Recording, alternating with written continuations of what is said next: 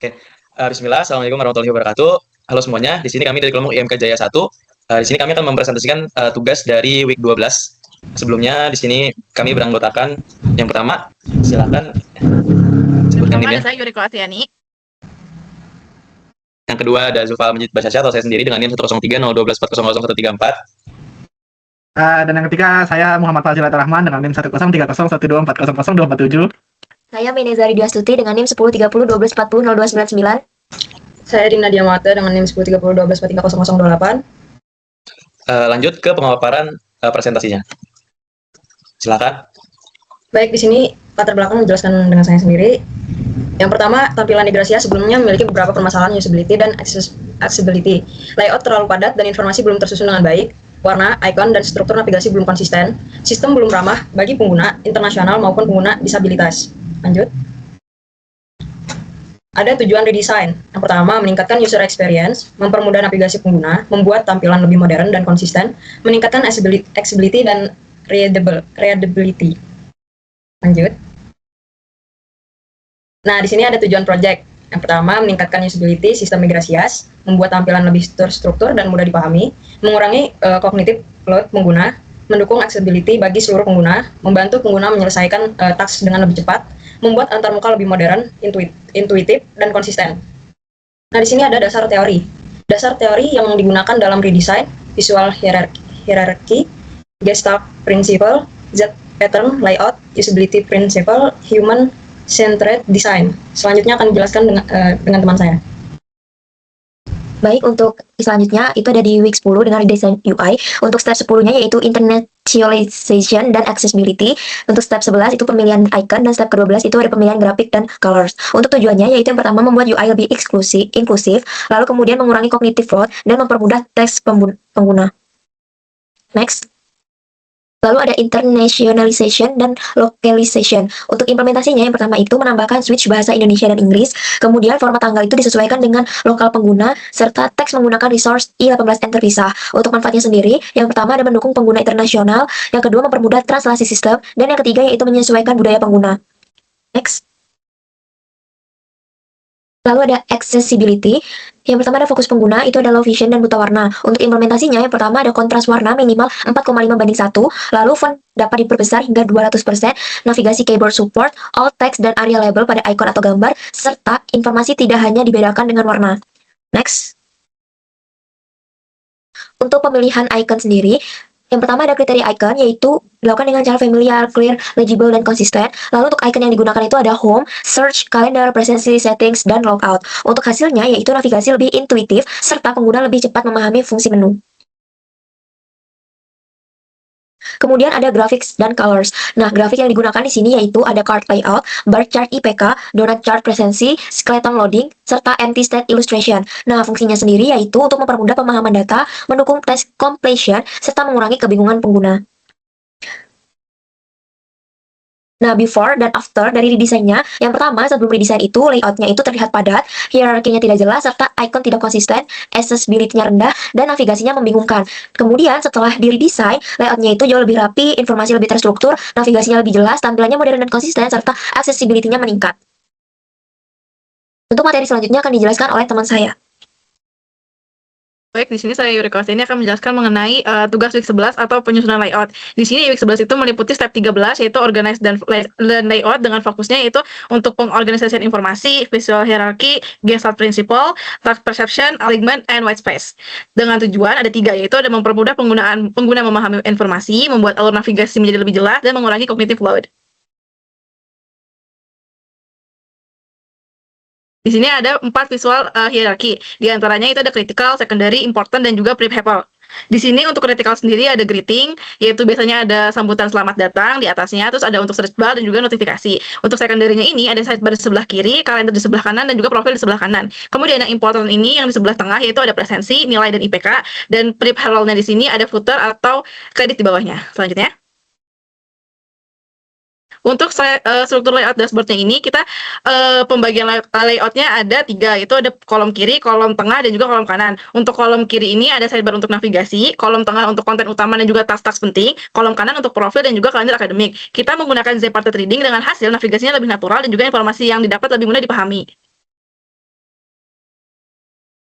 Nah, untuk task user coverage-nya ini berhasil diakomodasikan, yaitu diantaranya ada login, dashboard, presensi, nilai dan IPK, jadwal, registrasi KRS, search, logout, feedback system, dan navigasi fitur. Hasilnya 100% task user ini berhasil di-cover.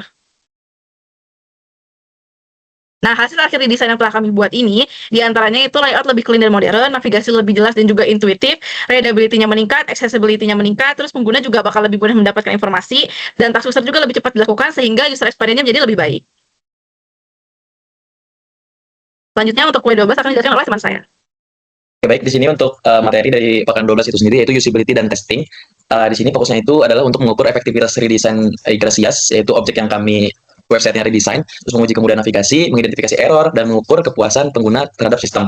Lalu untuk tujuannya sendiri adalah memvalidasi peningkatan user experience, yang kedua adalah mengetahui kemudahan penyelesaian task utama, mengukur usability menggunakan SAS score, dan yang terakhir adalah mengevaluasi hasil desain dibandingkan dengan desain sebelumnya.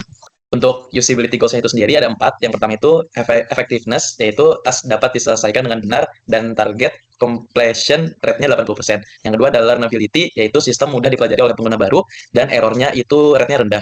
Terus yang ketiga adalah efisiensi, yaitu waktu pengerjaan task lebih cepat dan navigasinya lebih efisien. Dan yang terakhir adalah attitude, yaitu mengukur kepuasan pengguna dengan target skor SAS-nya lebih dari 80.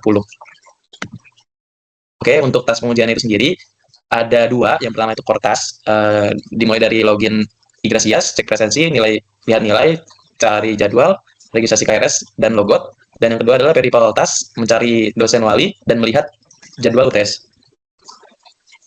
Lalu selanjutnya adalah metode testing. Metode di sini ada 4. Yang pertama lab testing method, think aloud method, SAS questionnaire, dan yang terakhir adalah screen recording. Lalu selanjutnya adalah partisipan itunya sendiri ada 3 kurang lebih, masih maba atau mahasiswa baru dari semester 1 atau sampai 2, lalu mahasiswa aktif mahasiswa semester 3 ke atas, dan total partisipannya ada 5. Dilanjut hipotesis pengujian oleh teman saya. Untuk hipotesis pengujiannya, kami mengharapkan 5 hal, yaitu yang pertama, pengguna lebih cepat menemukan menu utama, yang kedua, pengguna memahami informasi presensi lebih mudah, yang ketiga, pengguna dapat mengisi KRS tanpa error, yang keempat, feedback system lebih mudah dipahami, dan yang terakhir, redesign mendapatkan SUS score yang baik. Selanjutnya. Untuk kuesioner SUS-nya di sini kami akan menggunakan 10 pertanyaan dengan skala penilaian 1-5 untuk masing-masing pertanyaan. Pertanyaan akan digunakan untuk mengukur tingkat usability system dan juga digunakan setelah seluruh tasknya selesai. Kami menargetkan skor SUS-nya lebih dari 80. Untuk hasil yang diharapkan dari redesign kami yaitu navigasi lebih intuitif, task lebih mudah diselesaikan, error pengguna dapat berkurang, accessibility meningkat, dan user experience menjadi lebih baik. Next. Oke, baik, di sini saya akan menjelaskan kurang lebih prototipe yang kami rancang. Di sini prototipenya sudah dalam bentuk HTML gitu ya, agak lebih tergambar. Namun beberapa logiknya atau datanya itu masih belum bisa terupdate. Oke, kurang lebih seperti yang dijelaskan oleh teman saya sebelumnya. Tujuan redesign itu dapat disimpulkan 2 itu ya, meningkatkan yang aksesibilitasnya rendah di sebelumnya menjadi lebih baik di sini, dan visibility-nya lebih jelas dan tidak membingungkan atau ambigu. Oke, di sini saya akan menjelaskan beberapa hal yang bisa membedakan dari desain sebelumnya. Di sini ada fitur yang sangat berguna. Di sini ada kalender. Lalu di sini terdapat informasi yang biasanya paling umum diakses oleh mahasiswa. Tuh, jadi kita taruh di dashboard. Di sini seperti nilai, KS dan presensi. Dan selanjutnya juga ada banner informasi seperti ini. Itu kita taruh di dashboard karena biasanya mencantum informasi-informasi yang penting. Tuh.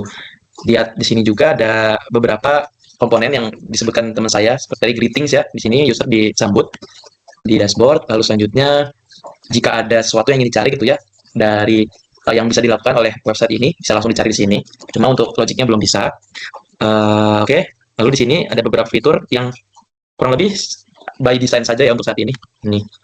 Oke, seperti ini. Terus presentasi seperti ini, jadwal mahasiswa seperti ini, registrasi. Oke, mungkin by logiknya ada yang salah, cuma ketika kita unduh atau beberapa interak di sini, kita bisa menampilkan, dapat ditampilkan data yang sebenarnya itu harusnya muncul di sana gitu ya. Di sini bisa kita download. Sama juga seperti nilai, ada presensi, dapat kita unduh. Seperti berikut, lalu selanjutnya jadwal mahasiswa. Seperti berikut. Untuk registrasi kurang lebih seperti ini, perwakilan, dan lain sebagainya. Itu. Mungkin kurang lebih untuk prototipe redesign kami dari web app Igrasias. Cukup sekian. Oke, baik, mungkin sekian dari presentasi tugas week 12 kelompok IMK Jaya 1. Mohon maaf jika ada kekurangan. Kami tutup. Wassalamualaikum warahmatullahi wabarakatuh.